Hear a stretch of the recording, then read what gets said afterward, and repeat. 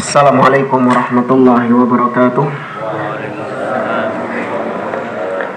Innal hamdalillah nahmaduhu wa nasta'inuhu wa nastaghfiruh wa na'udzu billahi ta'ala min shururi anfusina wa min sayyiati a'malina.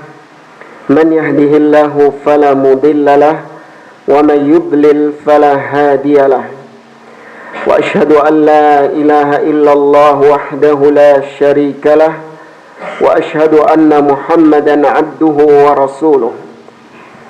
Ya ayyuhalladzina amanu taqullaha haqqa tuqatih wa la tamutunna illa wa antum muslimun.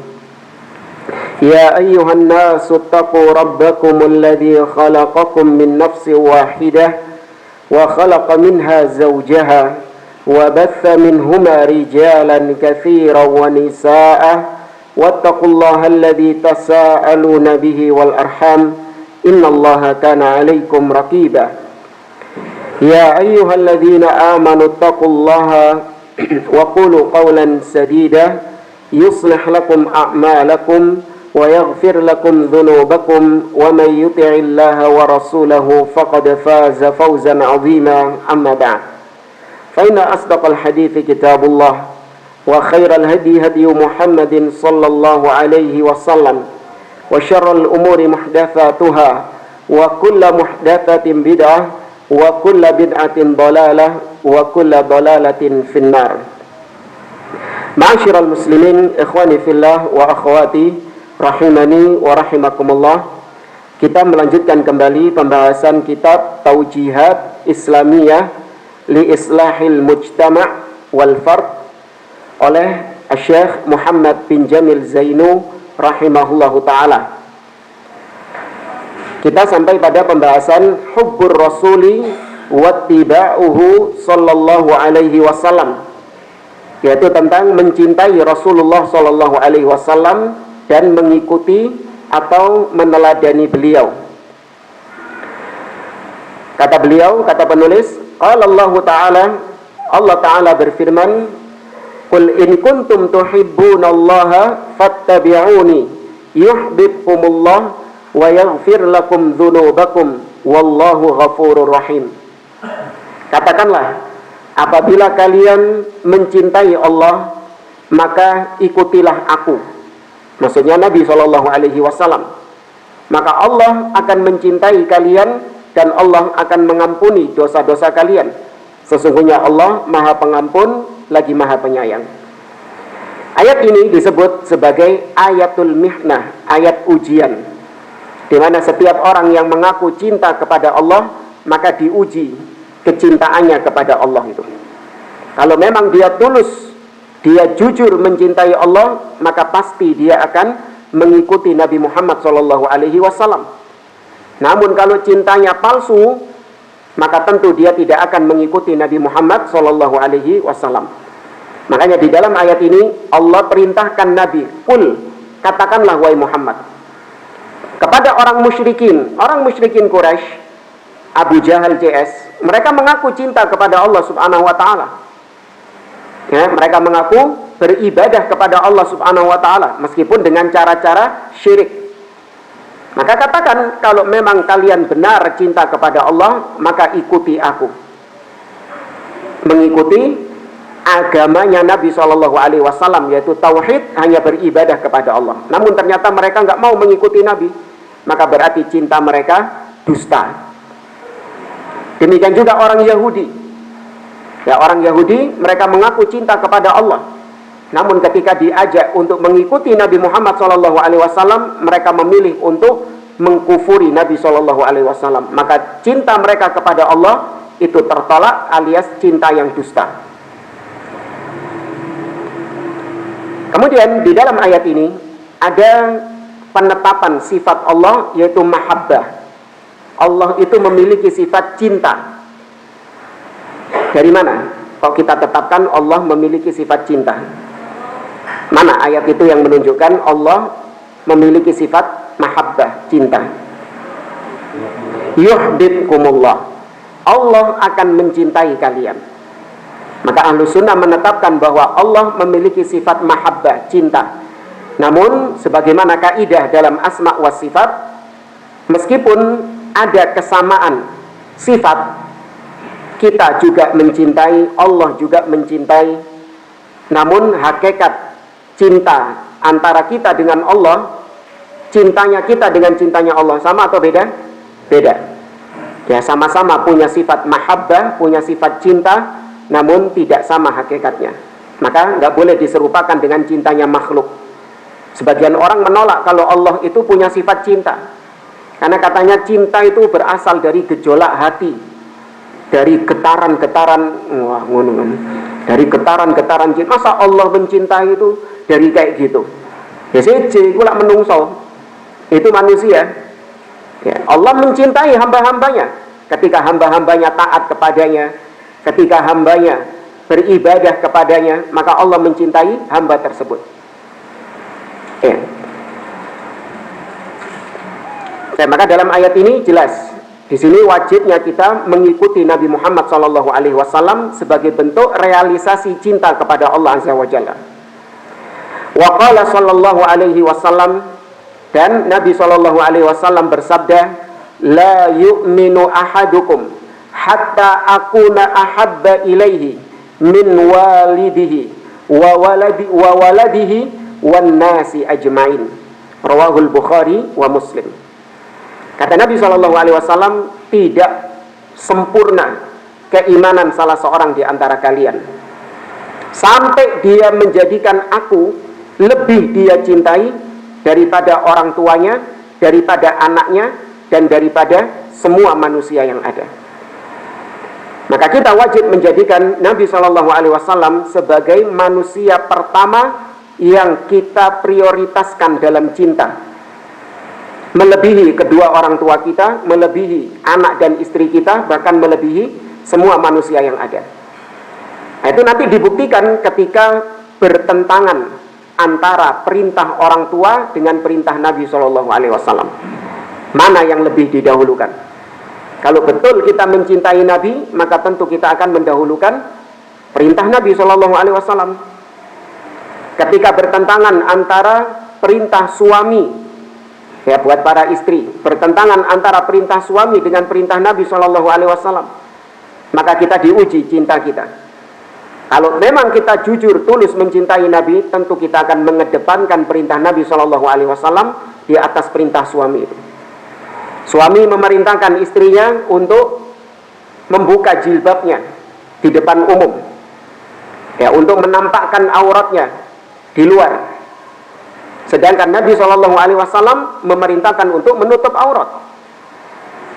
Maka seorang istri, dia cinta kepada suaminya, namun wajib dia mendahulukan cintanya kepada Rasul SAW. Dia taati Rasul dan dia tidak mentaati suaminya itu. Ya, dan permisalkan dalam hal-hal yang lain.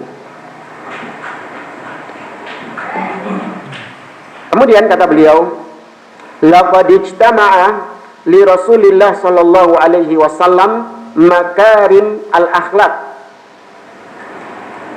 wasyuja'atu wal karamu. Sungguh dalam diri Rasul sallallahu alaihi wasallam itu terkumpul berbagai macam akhlak-akhlak yang luhur, akhlak-akhlak yang mulia. Asyuja'ah, keberanian, wal karam, yakni kemuliaan. Itu semua terkumpul pada diri Rasul sallallahu alaihi wasallam. Faman ra'ahu badiha habahu. Barang siapa yang melihat Nabi sallallahu alaihi wasallam badiha, sepintas saja, saknyuan, maka tentu dia akan habahu, akan orang kalau ngelihat sosok yang berwibawa itu terenyuh, terkesima, iya. Ketika melihat ada orang yang berwibawa, ketok wong iki duduk wong sembarangan. Ini orang yang sangat berwibawa. Nah, ini kalau kita lihat orang yang berwibawa itu kita jadi apa? Sungkan gitu ya. Ya, pasti akan merasakan kewibawaan yang ada pada diri Rasul. Wa man khalatahu ma'rifah ahabbahu. Barang siapa yang bercampur dengan Nabi, artinya bergaul dengan Nabi SAW, maka tentu dia akan mencintai Nabi Shallallahu Alaihi Wasallam. Walaqad ballagha ar-rasulu ar-risalah, dan sungguh Nabi Shallallahu Alaihi Wasallam telah menyampaikan risalah agama ini dengan sempurna. Ya, tidak ada risalah agama ini yang tersisa. Tidak ada sesuatu yang disembunyikan oleh Nabi Shallallahu Alaihi Wasallam dari agama ini. Apa yang Allah firmankan, apa yang Allah wahyukan, disampaikan oleh Nabi Shallallahu Alaihi Wasallam tanpa dikorupsi, tanpa ditunda-tunda. Allah Azza wa Jalla berfirman dalam surah Al-Maidah, Ya ayyuhar rasul balligh ma unzila ilaika mir rabbik wa illam taf'al fama ballaghta risalatah.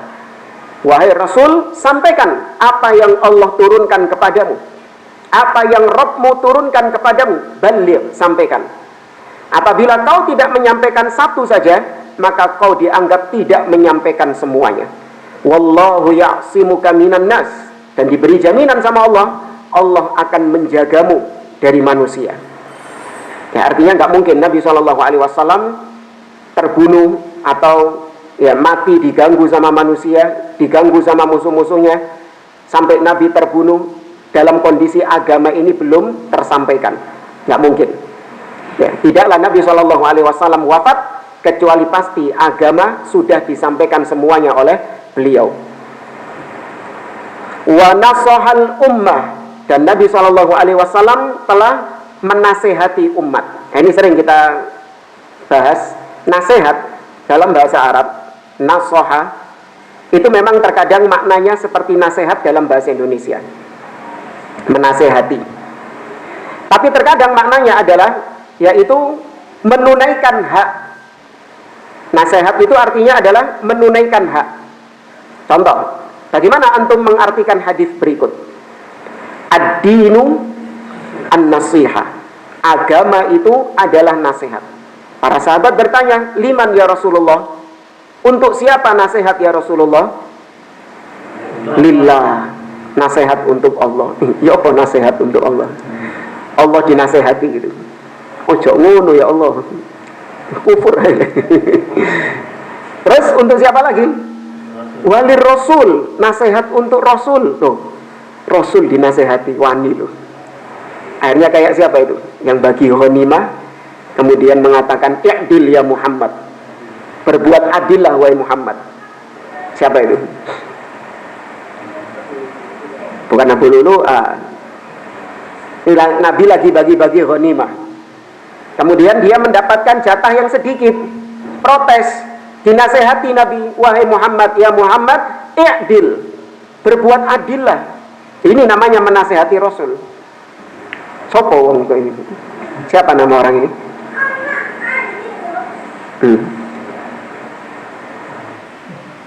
Yang darinya lah akan muncul firqah Khawarij. Siapa nama orangnya? Bukan Abdullah bin Sabah, gak petuk Nabi. Abdullah bin Sabah gak ketemu sama Nabi.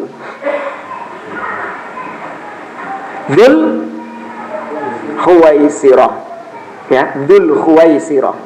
Itu menasehati Rasul. Wali kitabihi, nasihat untuk kitab, untuk Al-Quran. Ya, apa menasehati Al-Quran? Ya. Nah, kalau nasihat untuk pemimpin, cocoklah. Wali a'immati, wali a'immah, nasihat untuk pemimpin. Nah, ini mungkin cocok kalau diterjemahkan seperti bahasa Indonesia. Memberikan nasihat kepada pemimpin, tentu dengan cara yang telah diajarkan Nabi. Ya, apa caranya? Harus 4 mata di hadapan pemimpin, bukan di depan umum. Wali a'immatil muslimin wa amatihim, dan untuk kaum muslimin secara umum. Maka nasihat di situ artinya adalah yaitu menunaikan hak. Nasihat untuk Allah artinya tunaikan hak Allah, yaitu Allah itu disembah dan tidak disekutukan. Haknya Rasul wajib untuk dicintai, diteladani, dibenarkan sabdanya, ya, kemudian beribadah kepada Allah dengan syariatnya, meninggalkan apa yang dilarang. Itu adalah menasehati Rasul, artinya menunaikan hak Rasul. Kemudian nasihat kepada kitab, yaitu membacanya, mentadaburinya, memahaminya, dan mengamalkannya. Nasihat kepada pemimpin, yaitu mendengar dan taat kepada pemimpin, tidak memberontak kepada pemimpin, mendoakan kebaikan bagi pemimpin. Dan nasihat bagi kaum muslimin secara umum, amar ma'ruf nahi mungkar. Ya, hak-hak kaum muslimin yaitu mengajak mereka kepada kebaikan dan mencegah mereka dari keburukan. Ya, maka nasihat di sini artinya adalah Nabi telah menunaikan hak kepada umatnya. Yaitu Nabi SAW menyampaikan apapun yang diperlukan bagi umatnya dari agama ini, semua diajarkan oleh Nabi. Ya, sampai kata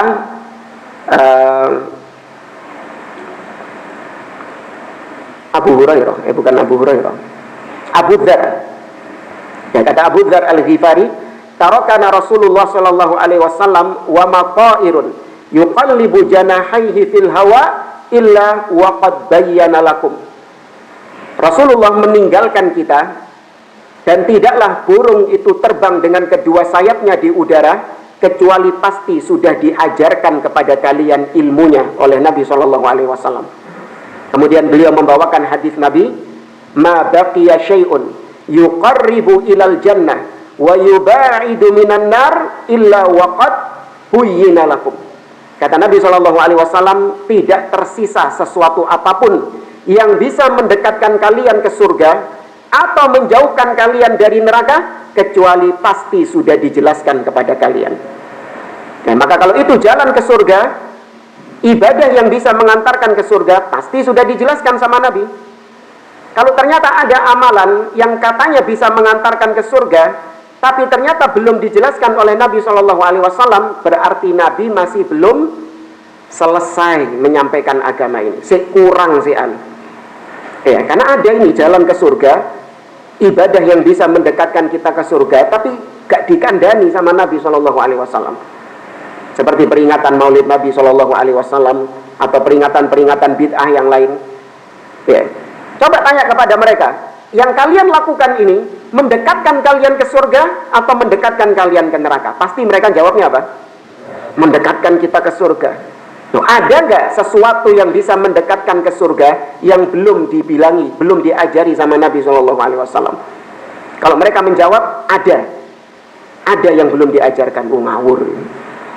Ngawur, berarti menuduh Nabi SAW berkhianat, menyembunyikan sesuatu dalam agama ini. Kalau dia mengatakan, tidak ada, semua sudah dijelaskan oleh Nabi SAW. Nah, mana penjelasan dari Nabi SAW kalau perbuatan kalian ini mengantarkan kalian ke surga, mendekatkan kalian ke surga, dan tidak akan pernah mereka bisa membawakan hal tersebut. Ya. Kemudian wajama al-kalimah, dan Nabi SAW itu mempersatukan umat di atas satu kalimat, yaitu tauhid. Ya, mempersatukan umat di atas kalimat tauhid. Maka di sini namanya persatuan harus di atas la ilaha illallah, bukan persatuan ala jahiliyah sebagaimana persatuannya kaum Al-Ahzab. Tahu ketika perang Ahzab, perang Khandaq. Ya, ketika perang Khandaq kaum muslimin melawan siapa?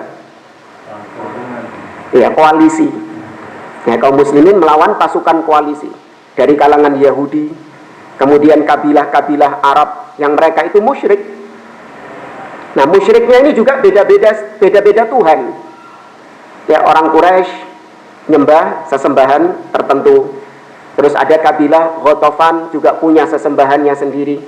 Dan kabilah-kabilah lain yang tergabung dalam koalisi, mereka beda-beda sesembahan mereka. Tapi mereka bersatu. Kenapa mereka bersatu? Karena punya tujuan yang sama, yaitu sama-sama memusuhi Rasulullah SAW. Namun apakah persatuan mereka ini persatuan yang hakiki? Tidak. Allah mengatakan tahsabuhum jami'an wa qulubuhum syatta. Kalian mengira mereka itu bersatu, ya, mereka solid, namun hati mereka tercerai-berai, akidah mereka berpecah belah. Ya, beda dengan kaum muslimin. Lihat bagaimana dahulu Khazraj, Aus dan Khazraj, dua kabilah yang terus berperang Ya, terus berperang kabilah Aus dan Khazraj ini, tidak pernah damai mereka sebelum datangnya Nabi SAW. Namun ketika Nabi datang ke Madinah dan mereka masuk ke dalam Islam, maka tidak ada lagi peperangan antara Aus dan Khazraj. Mereka menjadi saudara. Ya, Allah berfirman dalam surah Ali Imran, "Wadhkuru ni'matallahi 'alaikum id kuntum a'daan fa'allafa baina qulubikum fa'asbahtum bi ni'matihi ikhwana." Dan ingatlah nikmat Allah atas kalian, di mana dahulu kalian saling bermusuhan, saling berperang, a'daan. Kemudian Allah satukan hati kalian sehingga kalian menjadi bersaudara. Dengan apa? Dengan tauhid, la ilaha illallah. Ya, maka ahlu sunnah tidak akan pernah mau bersatu kalau tidak bersatu di atas tauhid, tidak bersatu di atas akidah yang sahihah. Ya, karena percuma itu persatuan-persatuan yang semu. Ya, persatuan yang bukan hakiki. Ya, adapun persatuan yang dijalankan oleh Nabi SAW, inilah persatuan yang hakiki. Jadi nggak ada ya bagi ahli sunnah ya istilah musuh dari musuh kita itu adalah sahabat kita. Itu nggak dikenal. Paham ya? Kalau di luar sana kan ada istilah musuh dari musuh kita itu adalah sahabat kita. Di luar sana. Tapi ahlu sunnah enggak. Kita memusuhi Syiah. Syiah musuh kita bukan? Ya, Syiah musuh kita. Nah, Syiah adalah musuh kita. Tapi ternyata ada ahli bid'ah yang lain juga memusuhi Syiah. Apakah kemudian kita bersatu sama ahli bid'ah tersebut? Tidak. Ya, enggak ada istilahnya musuh dari musuh kita adalah sahabat, nggak ada. Wa fataha ma'a sahabatihi al-qulub bitauhidihim. Kata beliau, dan Nabi SAW bersama para sahabatnya membuka hati-hati manusia dengan tauhid. Ya, artinya mempersatukan hati manusia dengan tauhid. Kama fatahul bilada bi jihadihim liyukhrijun nas min ibadatil ibad ila ibadati rabbil ibad. Sebagaimana Nabi SAW banyak menaklukkan negeri-negeri,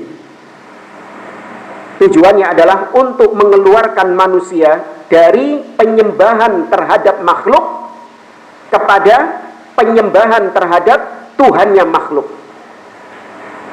Ya, Nabi SAW ketika berjihad bukan hanya sebatas perang, tapi tujuan Nabi SAW berjihad adalah untuk mengeluarkan manusia dari penyembahan terhadap makhluk agar mereka menyembah kepada Rabb-nya makhluk, yaitu Allah Subhanahu wa Ta'ala, tauhid.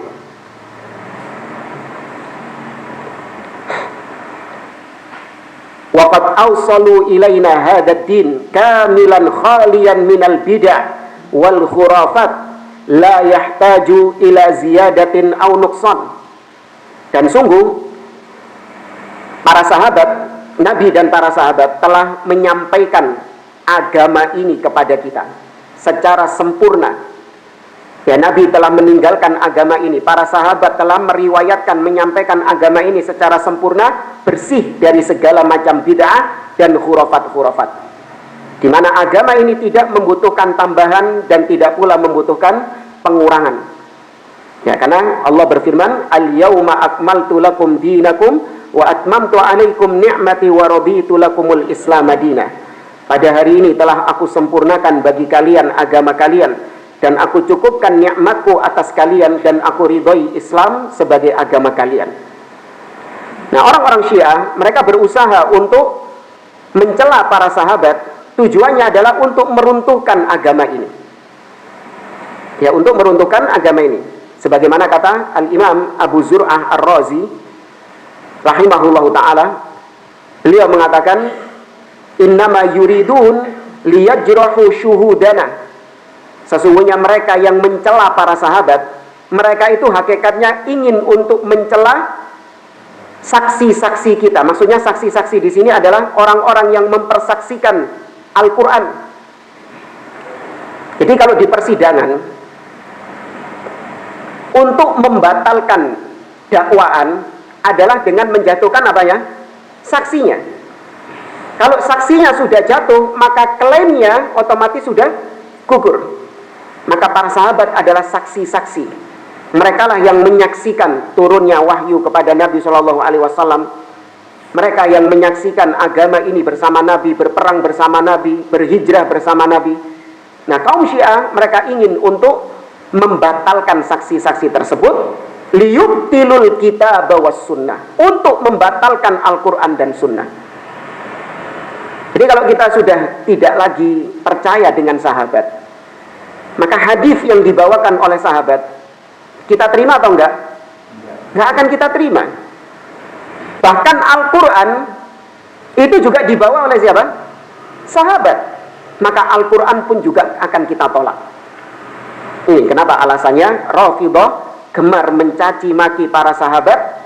Ya, tujuannya adalah untuk menjauhkan umat dari hadis-hadis, bahkan dari Al-Quran yang dibawa oleh para sahabat itu.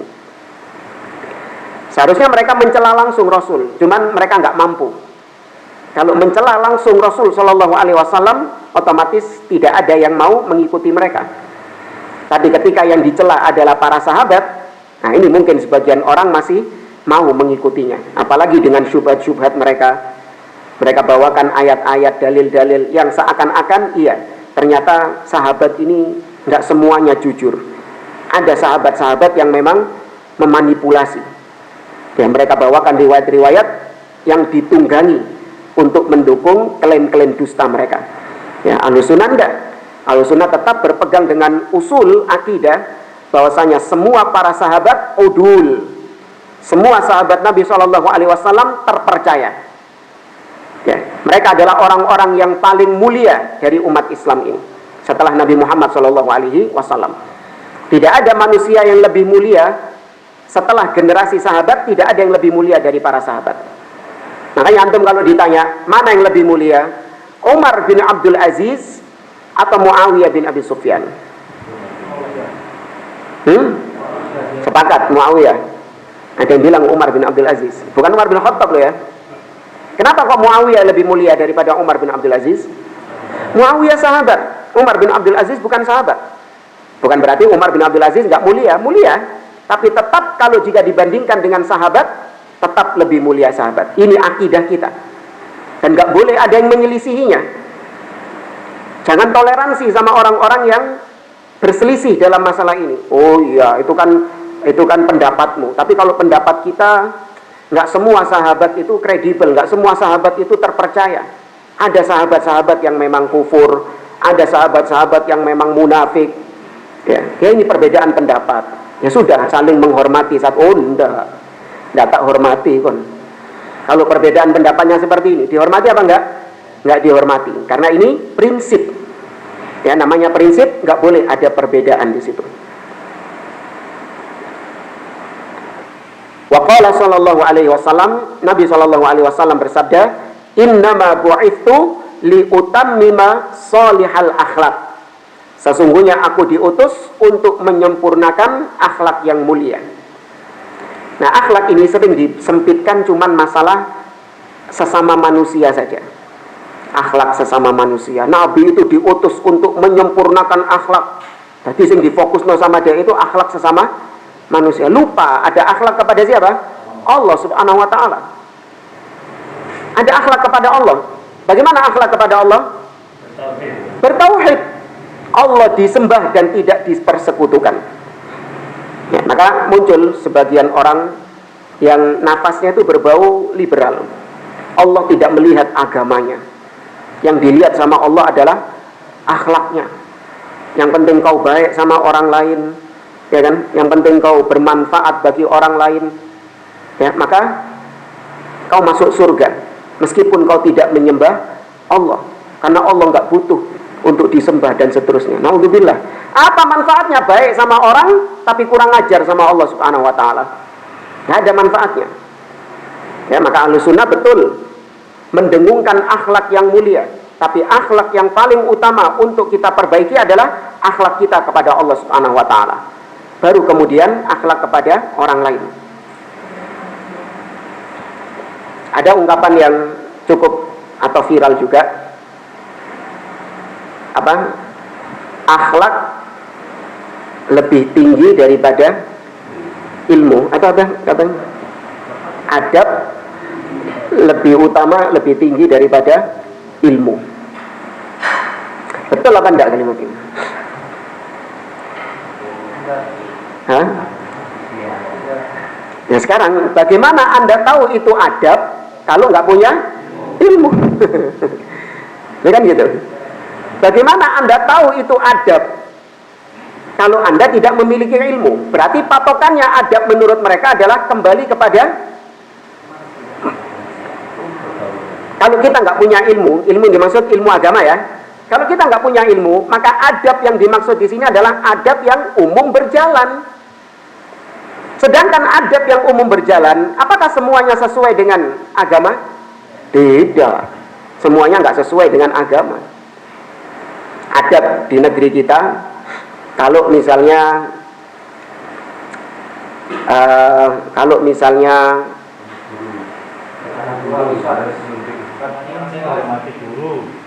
ya, atau enggak ini loh yang kemarin ketika Lebaran, ada seorang anak, dia itu dianggap tidak beradab sama orang yang lebih tua. Kenapa? Karena ketika Lebaran, ketika hari raya, unjung-unjung, dia nggak mau cium tangan kepada istri pamannya. Dia nggak mau cium tangan kepada istri pamannya. Sedangkan saudara-saudaranya lain, sepupu-sepupunya, semua salaman semua, cium tangan. Sedangkan dia nggak mau. Iya, tapi dia dicap sebagai anak yang nggak beradab. Iya, kurang ajar, nggak sebel, apa nggak cium tangan sama saya. Iya. Padahal kalau menurut agama, ilmu, maka dia ini sudah beradab atau belum? Harusnya sudah beradab. Ya, maka yang betul ilmu terlebih dahulu. Baru kemudian kau tahu mana yang adab dan mana yang bukan. Karena adab itu harus dipelajari dengan ilmu. Maka yang benar di sini adalah ucapan Imam Bukhari, al-ilmu qabla al-qawli wal amal. Ilmu sebelum berucap dan sebelum berbuat. Harus tahu ilmunya terlebih dahulu.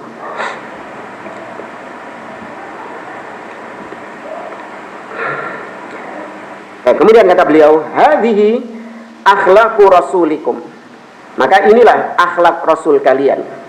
Fatamassaku biha, maka pegang erat akhlak tersebut.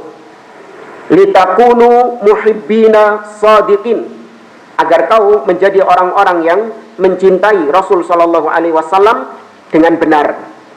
Ya, bukan hanya slogan. Ya, cinta Rasul itu bukan hanya slogan-slogan, realisasinya nol, atau merealisasikan cinta Rasul dengan hal-hal yang justru dilarang oleh Rasul. Apa realisasi cinta Rasul? Bikin lagu religi cinta Rasul. Wah, bikin lagu religi sebagai bentuk realisasi cinta kepada Rasul. Enggak, justru itu malah menunjukkan kau jauh melenceng dari ajarannya Rasul. Karena Rasul melarang musik-musik. Ya, maka mencintai Rasul itu diwujudkan dengan apa? Ittiba, mengikuti ajaran beliau, dengan meneladani beliau. Allah Azza wa Jalla berfirman dalam surat Al-Ahzab ayat 21, laqad kana lakum fi Rasulillah uswatun hasanah. Sungguh telah ada pada diri Rasul sallallahu alaihi wasallam uswatun hasanah, suri tauladan yang baik untuk kalian. Ya, maka contoh yang terbaik itu adalah contoh dari Rasul sallallahu alaihi wasallam. Kemudian kata beliau, wa'lamu, ketahuilah, annal hubbas sadiqa lillahi wa rasulihi yatatallabul amal bi kitabillah. Ketahuilah, cinta kepada Allah dan cinta kepada Rasul itu memiliki konsekuensi. Apa konsekuensinya? Yaitu mengamalkan kitabullah wa ahadits rasulihi sahihah, dan mengamalkan hadis-hadis Nabi SAW yang sahihah. Itu konsekuensinya. Wal ihtikam ilaihima, dan berhukum menjadikan kitabullah dan sunnah sebagai landasan hukumnya. Wa mahabbatut tauhid, dan mencintai tauhid, alladzi da'a ilaihi, di mana tauhid ini telah diseru oleh Nabi SAW untuk bertauhid. Adalah perkara yang diseru oleh Nabi SAW. Wa tatbiqihi, dan mempraktekkan tauhid tersebut. Wa adami taqdimi hukmin au qawli ahadin alaihima, dan tidak boleh mendahulukan hukum siapapun dan ucapan siapapun di atas ucapan Allah dan Rasulnya. Ya, Allah berfirman dalam surat Al-Hujurat, ya, ayat yang ke-1, ya ayyuhalladzina amanu la tuqaddimu baina yadayillahi wa rasulih. Wahai orang-orang yang beriman, janganlah kalian mendahulukan ucapan siapapun di atas ucapan Allah dan Rasulnya. Ya, seorang mukmin yang mengaku cinta kepada Rasul, dia wajib mendahulukan ucapan Rasul daripada ucapan semua manusia. Abdullah bin Abbas radhiyallahu anhuma pernah berdebat dengan seseorang.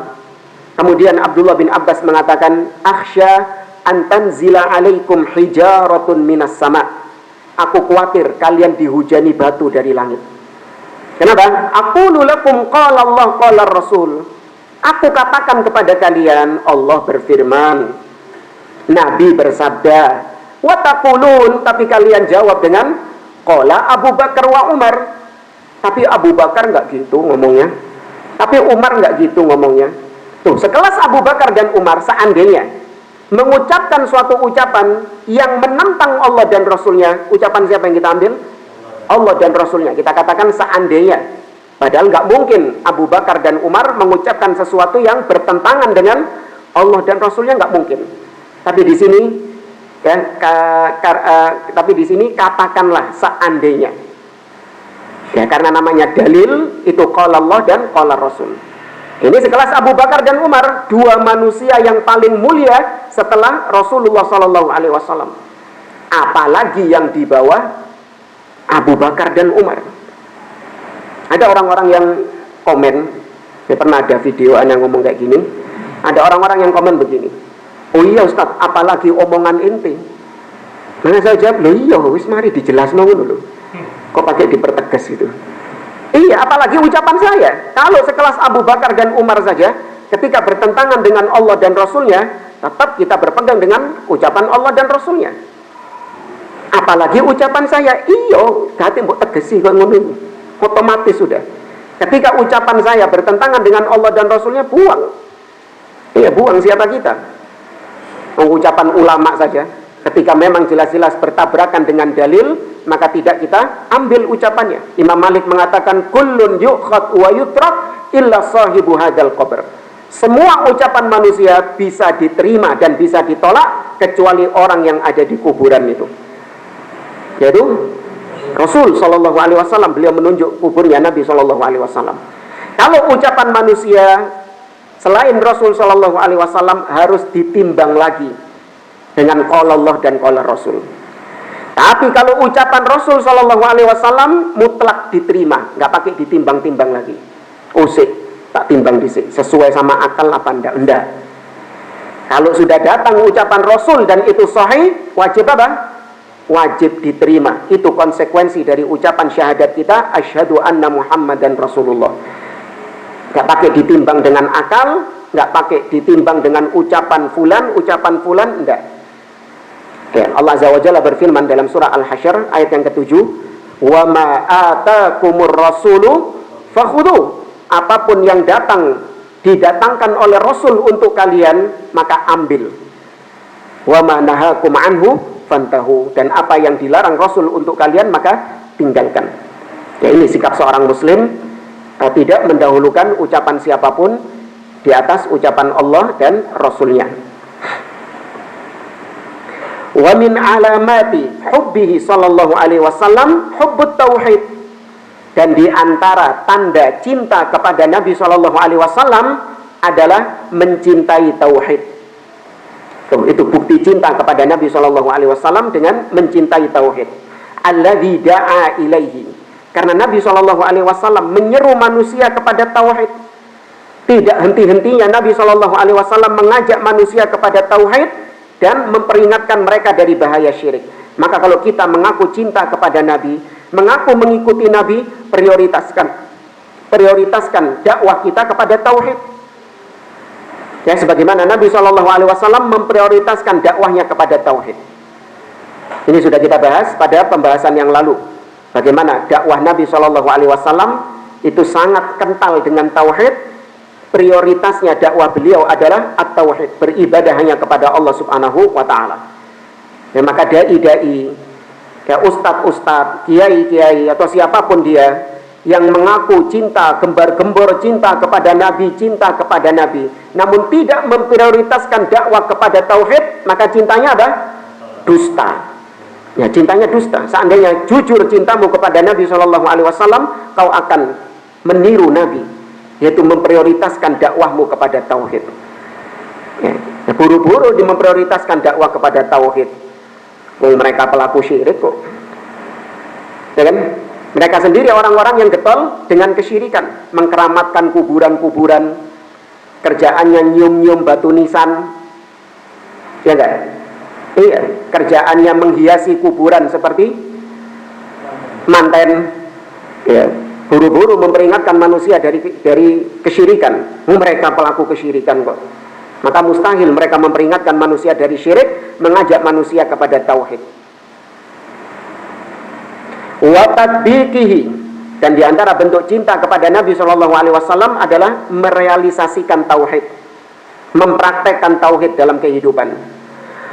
Wa hubbu man yad'u ilaihi minad du'a, dan mencintai orang-orang yang berdakwah tauhid dari kalangan dai-dai. Ya, maka kalau kita mencintai seorang dai, cintai dai-dai yang memang menyeru kepada tauhid. Kapan dia tidak lagi menyeru kepada tauhid, atau bahkan kebalikannya justru dia getol membela kesyirikan, maka tidak ada lagi kecintaan kita kepada sang dai tersebut. Ya, maka kita mencintai seseorang karena dia di atas tauhid, karena dia mengajak manusia kepada tauhid. Kapan dia meninggalkan tauhid, kita tinggalkan cinta kita kepada dia. Itu. Jadi terkadang cinta kita kepada manusia diuji. Antum mencintai Ustadz Fulan, antum cinta karena apanya? Cinta karena Allah atau karena yang lain? Seandainya antum cinta Fulan, mencintai Fulan karena Allah Subhanahu wa ta'ala, coba ketika Fulan ini menyimpang dari jalan Allah, antum mencintai atau antum ingkari dia? Kalau antum tetap mencintai, berarti antum tidak cinta karena Allah. Kenapa? Karena fulannya sudah menyimpang. Tapi kalau antum benar mencintai dia karena Allah, ketika fulan ini menyimpang, maka antum tidak akan lagi mencintai dia. Antum tidak lagi mencintai dia, dan antum mengingkari penyimpangan-penyimpangannya. Ya. Makanya seorang muslim wajib mencintai karena Allah, benci karena Allah. Al-hubbu fillah wal bughdu fillah. Cinta karena Allah dan benci karena Allah Subhanahu wa taala. Harus berputar di atas itu. Ya, jangan sampai kita mencintai sesuatu karena selain Allah, membenci sesuatu karena selain Allah Subhanahu wa taala. Wa adamu nabzihim bil alqab al munaffirah. Dan di antara bentuk cinta kepada Nabi SAW adalah dengan tidak memberikan lakop-lakop yang jelek kepada orang-orang yang mengajak manusia kepada tauhid, kepada dai-dai tauhid. Ya, diberi julukan Wahabi, atau diberi julukan radikal, atau diberi julukan keras, kaku, apalagi teroris. Ya, lakop-lakop yang justru membuat manusia lari dari dakwah tauhid. Ya, enggak.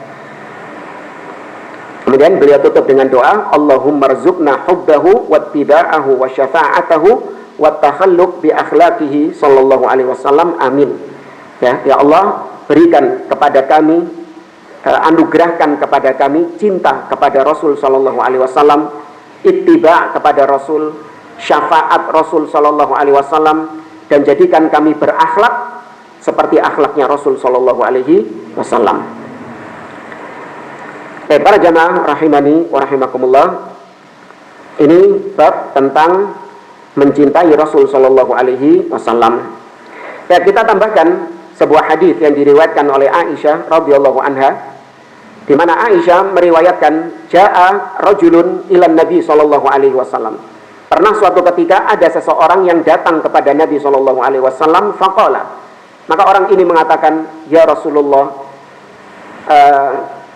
innaka ahabbu ilayya min nafsi, wa ahabbu ilayya min waladi, wa ahabbu ilayya min zawji.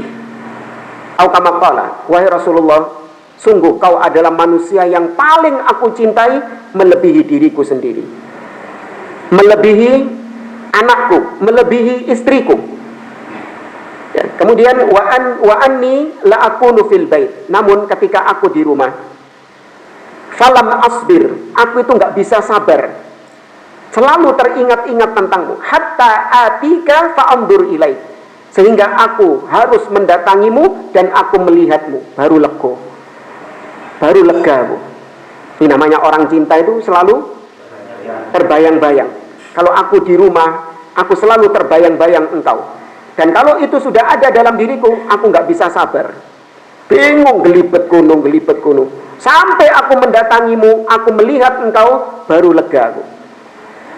Namun dia mengatakan, falamma dzakartu mauti wa mautak, namun ketika aku ingat tentang kematianku dan kematianmu ya Rasulullah, bahwa suatu saat aku akan mati dan kau juga akan mati. Falamma dzakartu mauti wa mautak, araftu annaka rufi'ta ma'an nabiyyin. Kau ketika mati, kau sudah dijamin surga, dan surgamu itu surga yang paling tinggi bersama para nabi dan rasul, yaitu Jannatul Firdaus. Wa anni idza dakhaltul jannah, dan aku belum ada jaminan surga. Kalaupun aku masuk surga, khasyitu alla arak, aku khawatir aku nggak bisa lagi melihatmu karena beda level surganya.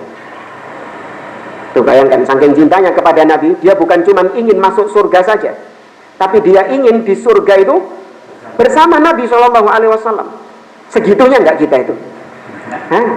Kita ini tahu pokoknya mlebu surga. Bah ono nabi ka ono ya wis pokoke mlebu surga, yang penting gak mlebu neraka. Nah, ini terkadang cinta kita dipertanyakan. Tapi kalau sahabat ini benar-benar saking cintanya kepada Nabi, dia kepikiran, kalaupun aku masuk surga, nanti surgaku bukan satu level dengan surganya Nabi. Terus aku gak bisa bertemu dengan Nabi di surga. Seakan-akan kenikmatan surga itu hampa.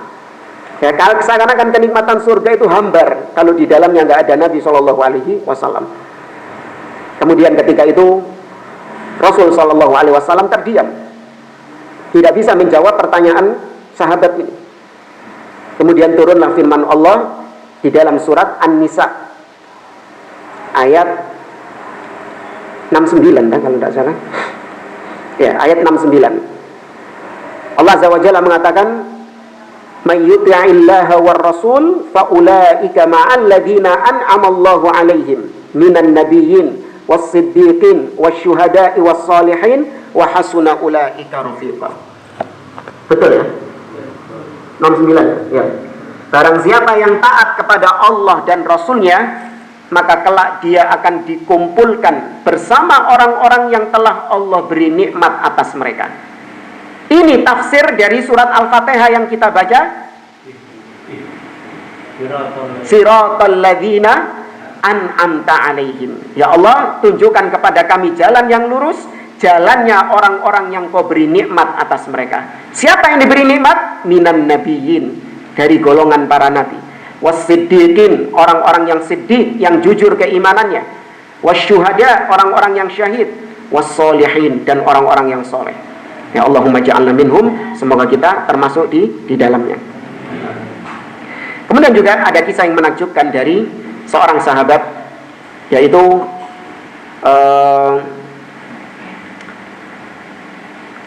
siapa namanya, lupa. Khabbab, bukan Khabbab. Ya, Khabbab ibnul Arad. Bukan. Hubaib bin Adi, bukan Khabbab, Hubaib bin Adi. Hubaib bin Adi ini pernah tertangkap oleh orang musyrikin Quraisy, dan dia ini menjadi DPO memang. Ya, dia ini memang diincar sama orang-orang Quraisy. Suatu ketika dia tertangkap sama orang-orang Quraisy dan hendak dieksekusi mati. Kemudian ditawarkan, waktu itu Abu Sufyan masih musyrik, masih kafir. Ditawarkan kepada Hubaib, ya Hubaib, ma ra'yuka law anna Muhammadan fi makanika hada wa anta jalisun fi baitik. Wahai Hubaib, bagaimana pendapatmu kalau misalnya ya, seandainya Muhammad sekarang ada di posisimu, sedangkan kau duduk santai di rumahmu. Bagaimana kalau kayak gitu? Maka dia mengatakan, wallahi ma rabitu anna Muhammadan yushaku bisyaukatin wa ana jalisun fi baiti. Demi Allah, aku enggak ridho Muhammad tertusuk duri sedangkan aku duduk-duduk santai di rumahku. Jangankan mau dieksekusi, ketusuk duri saja aku enggak akan ridho. Kemudian ditawarkan lagi, ya Hubaib, irji' anil Islam. Wahai Hubaib, keluarlah kau dari Islam. Ya, keluarlah dari Islam, tak lepas kau. Maka dia mengatakan, ma kharajtu anil Islam. Dia mengatakan, aku tidak akan pernah keluar dari Islam. Maka dipenggal lehernya Hubaib, dibunuh dia, dieksekusi dia. Ketika itu Abu Sufyan yang masih musyrik mengatakan, ma ra'aitu ahadan yuhibbu ahadan kahubbi ashabi Muhammadan. Aku tidak pernah melihat ada orang yang mencintai seseorang melebihi cintanya sahabat Muhammad kepada Muhammad.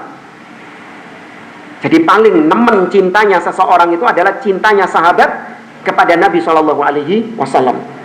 Ya, tidak ada yang lebih cinta daripada itu. Ya, para sahabat adalah orang-orang yang luar biasa kecintaannya kepada Nabi. Harta mereka, darah mereka, ya, apapun yang mereka miliki rela mereka pertaruhkan demi untuk membela Nabi, demi untuk mencintai Nabi SAW. Jauh level kita kalau jika dibandingkan cintanya sahabat kepada Nabi SAW. Namun meskipun demikian, ya, kita berusaha untuk tetap mencintai Nabi SAW dengan ittiba kepada beliau. Ya, kita pelajari sirah beliau, tak kenal maka tak sayang. Ya kan, dari mana kita cinta kepada Nabi SAW kalau kita nggak kenal siapa beliau?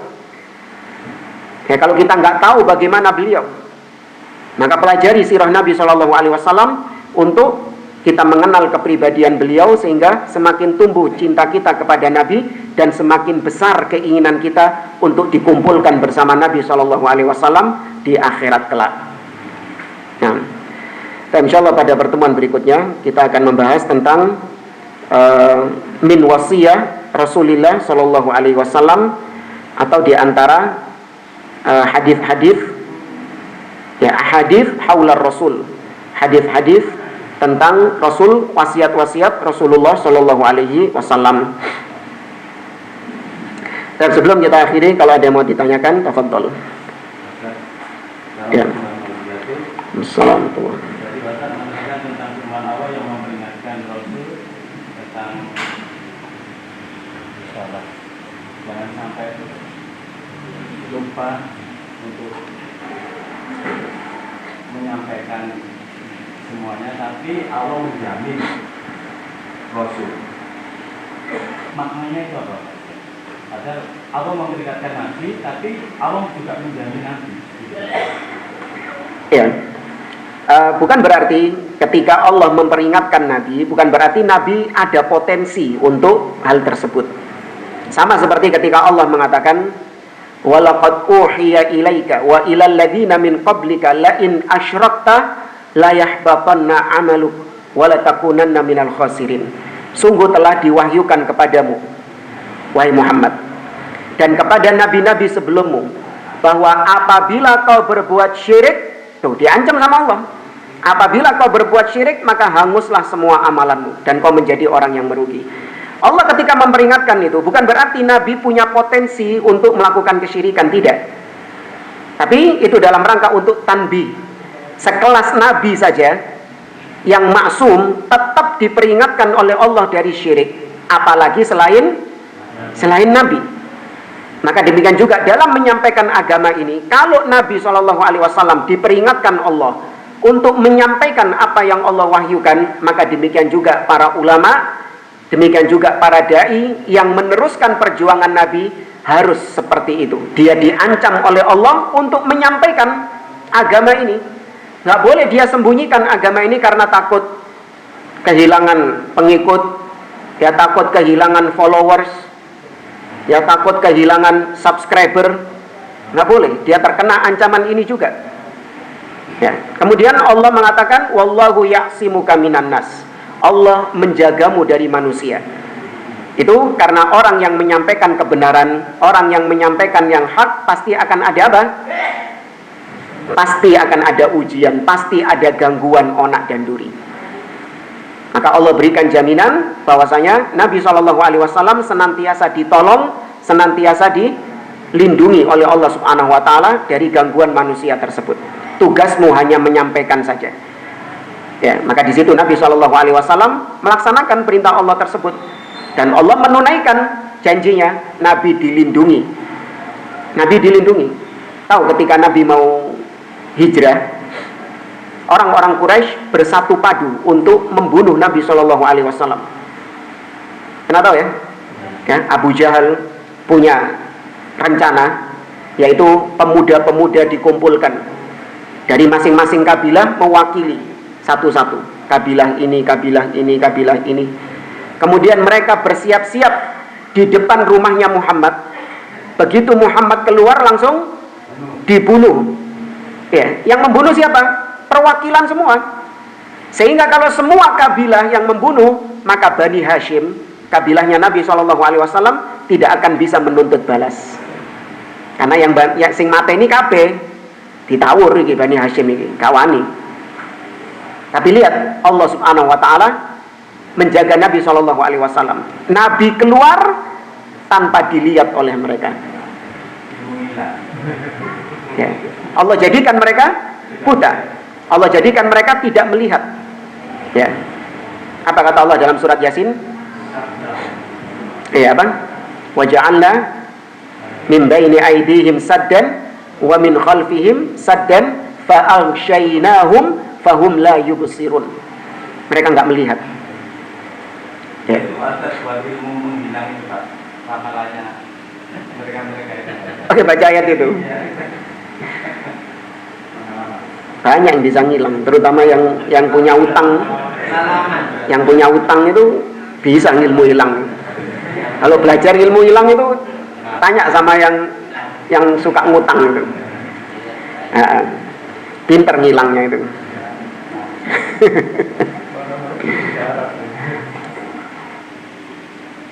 Yang lain cukup ya.